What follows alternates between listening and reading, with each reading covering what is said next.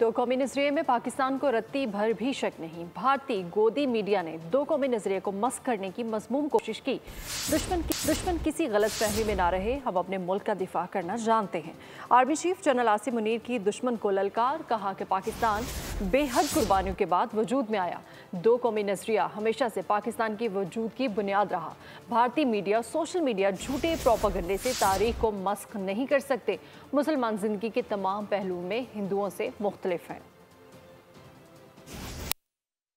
Well, our forefathers, they thought that we are different from the Hindus in every possible aspect of life. Our religion is different, our customs are different, our traditions are different, our thoughts are different, our ambitions are different. That was the foundation of the two-nation theory that was laid there. That we are two nations, we are not one nation. So because of that, our forefathers, they struggled, mounted that incessant struggle to create this country.